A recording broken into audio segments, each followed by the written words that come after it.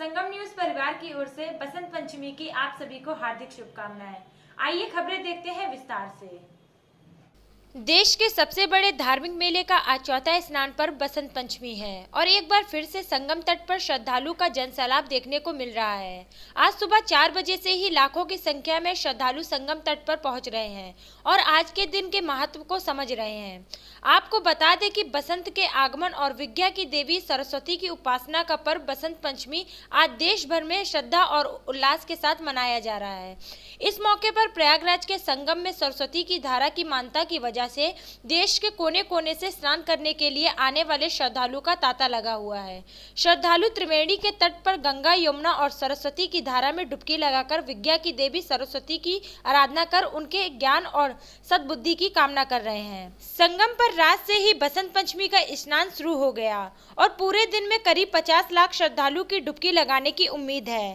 संगम पर लगे माघ मेले के तमाम पंडालों में सरस्वती की पूजा और आरती कर उन्हें प्रसन्न करने की कोशिश की जा रही है। देश के कोने कोने से आए श्रद्धालु ने मां गंगा से प्रदेश में होने वाले चुनाव में सबके हित वाली सरकार बने, साथ ही साथ कोरोना महामारी की जल्द से जल्द दूर हो, इसकी भी प्रार्थना कर रहे हैं। संगम में स्नान करना हमेशा से ही पुण्यदायक रहा है। लोग यहाँ बहुत भारी संख्या में श्रद्धालु आते हैं। आप जैसे देख भी सकते हैं, संपूर्ण संगम क्षेत्र इसमें श्रद्धालुओं से भरा है।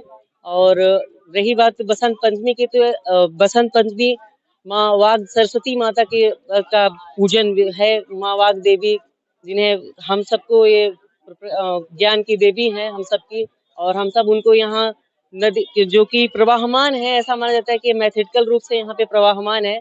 और ज्यादातर लोग यही पूर्ण लाभ के लिए आते हैं कि माँ वाग देवी की कृपा हो, जिससे उन्हें सब कुछ मतलब उनके लिए सुलभ हो जाए, सबका प्रकाश हो जाए। ऐसा कहा जाता है हमारे शास्त्रों में कि अगर माँ सरस्वती जी की कृपा आपके ऊपर हो गई तो आपके पास कुछ भी ऐसा नहीं है जो आप ना प्राप्त कर सकें। सर जी, आज के दिन तो बहुत ही ज्यादा यहाँ महत्व है। प्रयागराज में बसंत पंचमी पे हम सब परिवार नहाने आते हैं। ऐसा माना जाता है कि गंगा यमुना सरस्वती का मेल है। हम लोग सरस्वती माता से यहाँ स्नान करने आते हैं, उनसे विद्या मांगते हैं कि हमें विद्या दें। आज के दिन बहुत ही बड़ा महत्व होता है और प्रयागराज के जितने भी लोकल वासी हैं सभी आज के दिन स्नान करने आते हैं, क्योंकि आज का बहुत बड़ा महत्व है। और सर संगम में हम सब परिवार नहाने आते हैं। सरस्वती माता का दिन है, ऐसा हम मानते हैं कि आज के दिन नहाने से बहुत बड़ा पुण्य मिलता है, हमें विद्या की प्राप्ति होती है। आज बसंत पंचमी का पावन पर्व है और प्रातःकाल से ही बड़ी संख्या में, लाखों की संख्या में श्रद्धालु लगातार संगम तट पर और विभिन्न स्नान घाटों पर आकर स्नान कर रहे हैं। अभी प्रातःकाल में काफी घना कोहरा था, अभी कुछ कोहरा छटा है, लेकिन श्रद्धालु प्रातःकाल से ही लगातार आ रहे हैं। वृहद सुरक्षा योजना के अंतर्गत आवागमन के मार्ग निर्धारित किए गए हैं, पार्किंग की व्यवस्थाएं सुनिश्चित की गई हैं। प्रयास ये किया गया है कि पार्किंग की व्यवस्था मेला क्षेत्र के अंदर हो, जिससे श्रद्धालुओं को कम से कम पैदल चलना पड़े। सुरक्षित स्नान देने के लिए सारे बंदोबस्त किए गए हैं। डीप वाटर बैरिकेडिंग पानी में की गई है, रिवर लाइंस लगाई गई हैं, फ्लड कंपनीज के जवान नियुक्त किए गए हैं, एसडीआरएफ मौजूद है, एटीएस के कमांडोज मौजूद हैं, सादे कपड़ों में ड्यूटियां लगाई गई हैं। सारे थानों पर महिला हेल्प डेस्क की स्थापना की गई है, खोया पाया केंद्र स्थापित किए गए हैं और खोया पाया केंद्रों की संख्या भी बढ़ा दी गई है। स्नान घाट वार भी खोया पाया केंद्र स्थापित है। सीसीटीवी कैमरों के माध्यम से पूरे मेला क्षेत्र में नजर रखी जा रही है। ड्रोन कैमरे व्यवस्थापित किए गए हैं। सारी व्यवस्थाएं चुस्त दुरुस्त सुनिश्चित की गई हैं। अभी जो है वो सुबह से अगर हम देखते हैं तो सारे स्नान घाटों पर लगभग 2 लाख से अधिक श्रद्धालुओं ने स्नान कर लिया है और ये श्रद्धालुओं का तांता लगातार लगा हुआ है। बड़ी संख्या में श्रद्धालु विभिन्न स्नान घाटों पर लगातार आ रहे हैं। बसंत ऋतु की शुरुआत बसंत पंचमी के दिन से ही शुरू होती है। इस बार बहुत ही शुभ मुहूर्त त्रिवेणी का योग बन रहा है। इस मौके पर विद्या और वाणी की देवी सरस्वती की मूर्ति का प्राण प्रतिष्ठा सोनभद्र के मुख्यालय रॉबर्ट्सगंज स्थित दंडमीश शक्तिपीठ परिसर में हुई। भोजपुरी फिल्मों के मशहूर अभिनेता आशीष खाम्बे उर्फ हैप्पी के कर कमलों से इससे मूर्त रूप दिया गया। इस मौके पर दंडमीश शक्तिपीठ के महंत श्री ने बसंत पंचमी पर बनने वाले त्रिवेणी योग के महत्व पर प्रकाश डाला। वहीं खाम्बे ने अपनी पारिवारिक जीवन में खुशी और लोगों समाज में आपसी भाईचारे और प्रेम का संदेश दिया। इतना ही नहीं, उन्होंने इस मौके पर संगम न्यूज के दर्शकों को भी अपने दिलचस्प संवाद अदायगी का जौहर दिखाया। संगम न्यूज के सोनभद्र रिपोर्टर से बात करते हुए शायराना अंदाज में अपने इजहारे ख्यालात जाहिर किए। सोनभद्र से संगम न्यूज ब्यूरो समर सेम की रिपोर्ट। इस वक्त हमारे सामने हैप्पी जी हैं जो पूर्वांचल के मशहूर अभिनेता हैं। किसी इनका तारुफ कराना क्या है, दीपक को आईना दिखाने के समान होगा। आप लोग खुद ही इनको बहुत अच्छी तरह इनसे वाकिफ है। सोनभद्र में कई फिल्में इनकी बनी हैं। आशीष हैप्पी जी, आपसे मैं जानना चाहूँगा आखिर यहाँ पे दंडैत बाबा आश्रम में आने का उद्देश्य आपका क्या रहा?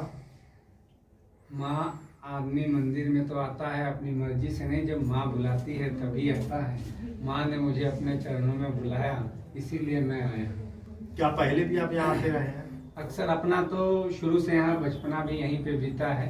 अक्सर माँ काली के मंदिर में हम लोग आके दर्शन। श्री महान जी दंडैत बाबा आश्रम शक्तिपीठ के मुखिया हैं। मैं इनसे जानना चाहूँगा, सन 2022 में जो बसंत पंचमी है, शुभ मुहूर्त है, त्रिवेणी का योग बन रहा है। इस त्रिवेणी के योग में श्रद्धालुओं को क्या फल मिल सकता है? कैसे चमत्कारिक है, क्या कुछ खास है? संपूर्ण फल प्राप्त हो सकता है इस त्रिवेणी के।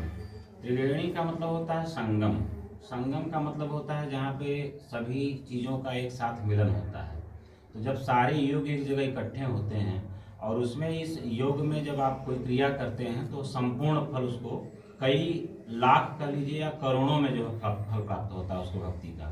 तो यह वह समय है और इसी शुभ मुहूर्त में हमने जो है दंडैत बाबा मंदिर के प्रांगण में दक्षिणेश्वर काली 10 महाविद्यापीठ की स्थापना करने का विचार बनाया, जिसमें प्रमुख जजमान मैंने अपने बड़े भाई श्री आशीष खांबे जी को बुलाया। इस समय मातंगी महाविद्या की प्राण प्रतिष्ठा का कार्यक्रम यहाँ चल रहा है।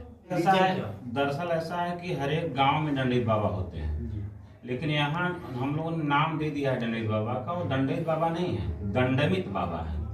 दंड माने होता है पल, मित माने विश्राम। तो जो एक पल के लिए विश्राम दिया हो, माने भगवान शिव का और जो है भस्मासुर की कहानी के बीच में इस जगह आता है। तो जब भस्मासुर में दौड़ाया था भगवान शिव को, तो भगवान यहीं आकर एक पल के लिए विश्राम किए थे, दंडैत बाबा कहने जी। तो वह एक पल यहाँ विश्राम करने का नाम ही दंडमित पड़ा। उसको बाद में बिगाड़ दिया लोगों ने, कहा कि दंडैत बाबा हो गया है।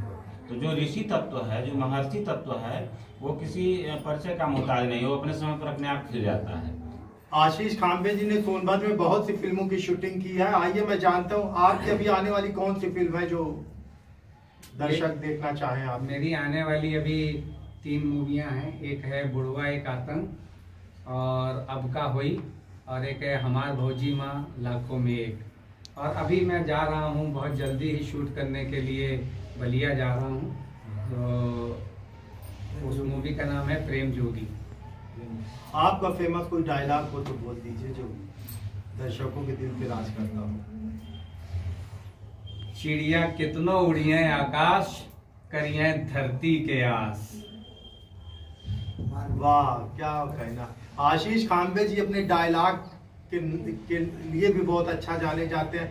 जैसे हॉलीवुड में बॉलीवुड में एक से एक रहे, वैसे आशीष खांबे जी पूर्वांचल में भोजपुरी फिल्म इंडस्ट्रीज में छाए हुए हैं। इनका डायलॉग भी अलग है, इनकी डायलॉग शैली भी अद्भुत है। और ये अभी दुद्धि में शूटिंग कर रहे थे, इसलिए बहुत लोग प्रतीक्षारत थे इनकी आने वाली फिल्म का, बुढ़े का आतंक। और भी बहुत सी फिल्मों इन्होंने बनाया। सोनभद्र के बारे में क्या कहना चाहेंगे? धरती में जो शूटिंग करते हैं कैसा लगा? सोनभद्र जो है अपना घर, अपने घर की हम क्या तारीफ करें। अपना घर तो खैर लाखों में एक होता ही है। कि सोनभद्र के बारे में मैं यही कहूँगा, सब कुछ मांग लिया खुदा से, एक तुझको मांगकर उठते नहीं है हाथ मेरे अभिष्ट दुआ के। वाह वाह, क्या कहना। हमारे जो व्यूअर्स हैं उनको कोई मैसेज आप देना चाहेंगे हमारे चैनल के माध्यम से? यही कहना चाहेंगे कि सब जने आपस में एकजुटता के साथ रहें, प्यार से रहें। क्योंकि ये जब सृष्टि की शुरुआत हुई थी तो वो सिर्फ मोहब्बत से हुई थी। और यही कहूँगा कि बिनाए बज़ में हस्ती, जब मोहब्बत ही मोहब्बत है तो फिर मोहब्बत से खाली कोई दिल हो नहीं। वाह, क्या बात है।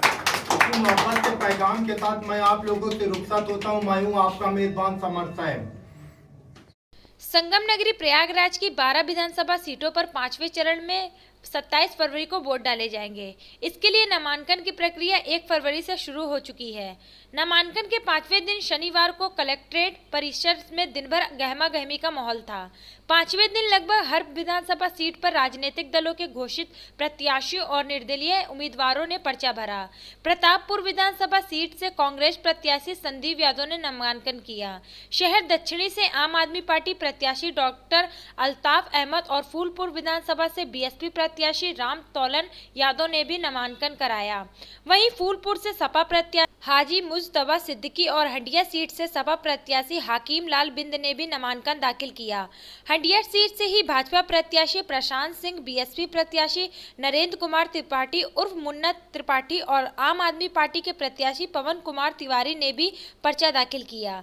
जबकि फाफामाऊ विधानसभा सीट से सोशलिस्ट पार्टी के प्रत्याशी पंकज पांडे ने और शहर दक्षिणी विधानसभा सीट से नवनिर्माण पार्टी के प्रत्याशी मंजू पांडे उर्फ महक जौनपुरी ने अपना नामांकन दाखिल किया। नामांकन दाखिल करने के वाले सभी प्रत्याशियों ने विकास के मुद्दे को लेकर जनता के बीच जाने और अपनी जीत का दावा किया। वहीं नवनिर्माण पार्टी के प्रत्याशी मंजू पांडे ने कविता सुनाकर खास अंदाज में अपने लिए वोट मांगा। नामांकन को लेकर कलेक्ट्रेट परिसर में कड़ी सुरक्षा व्यवस्था की गई। प्रयागराज की 12 विधानसभा सीटों पर 5वें चरण में 27 फरवरी को वोट डाले जाएंगे, जिसमें 46 लाख से ज्यादा मतदाता अपने मताधिकार का प्रयोग करेंगे। लेकिन इलाहाबाद की छवि को इलाहाबाद सिर्फ नाम बदलने का काम भारतीय जनता पार्टी ने किया है और कोई भी काम भारतीय जनता पार्टी ने नहीं किया है। और उस कार्य को कहीं ना कहीं जो आदरणीय अखिलेश यादव जी ने मेरे ऊपर विश्वास जताया है, मुझे यहाँ से टिकट दे करके उनके विश्वास को पूर्ण करते हुए आम जनता का जो जन समर्थन मिल रहा है, आदरणीय अखिलेश यादव जी के विजनरी चेहरे पर कहीं ना कहीं जनता जा रही है और निश्चित रूप से हम लोग को जीत मिलेगी। संगम तट पर लगे माघ मेले के बसंत पंचमी के पर्व के साथ ही आज से दिगंबर अनी अखाड़े के साधकों की अग्नि स्नान की परंपरा की साधना का भी आरंभ हो गया। लगातार 18 साल तक चलने वाली ये साधना बेहद कठिन होती है, जिसमें साधक अपने चारों तरफ अग्नि के कुंड बनाकर पहले उसमें आग लगाते हैं और उसके बाद अग्नि कुंड के घेरों के बीच बैठकर अपने सिर पर मिट्टी के पात्र में जल की अग्नि को रखकर कठिन साधना करते हैं। कई चरणों से होकर गुजरने वाली ये साधना 18 वर्ष बाद पूर्ण मानी जाती है।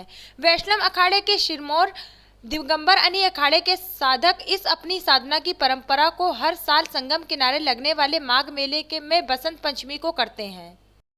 यूपी के कैबिनेट मंत्री नंद गोपाल गुप्ता नंदी इन दिनों अपने जनसंपर्क के नए नए नुस्खे अपना रहे हैं। मंत्री जी का पकौड़ी तलते, चाय बनाते वीडियो वायरल होने के बाद अब चाट बनाते मंत्री जी का वीडियो भी सोशल मीडिया पर वायरल हो रहा है।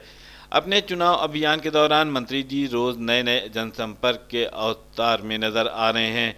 मंत्री जी से जब मीडिया ने इस बारे में पूछा तो उन्होंने कहा कि ये तो उनके रोज के जीवन का एक हिस्सा है। सभी पार्टियों के प्रत्याशी चुनाव सर पर आने में जनसंपर्क करते हैं। मैं तो साल के 365 दिन जनता के बीच उन्हीं का अपना प्रतिनिधि बनकर रहता हूं, जिसके चलते आप मुझे अलग अलग अंदाज में अलग अलग लोगों के बीच देख सकते हैं। देखिए, शहर दक्षिणी जो विधानसभा है तमाम विपक्षी पार्टी और नेताओं के लिए हो सकता है ये विधानसभा की सीट हो, लेकिन शहर दक्षिणी का एक एक घर मेरा परिवार है, मैं ऐसा मानता हूँ। 87,963 घर है पूरे शहर दक्षिण में। 87,963 घर में मैं दिसंबर 2021 तक की बात बता रहा हूँ। 73,123 घरों में मेरा 1-to-1 संपर्क है। 1-to-1 संपर्क मतलब केवल संपर्क नहीं है कि हमने टीवी में इनको देखा है, जानते हैं, अमिताभ बच्चन को टीवी में देखा है, जानते नहीं, पहचानते भी हैं।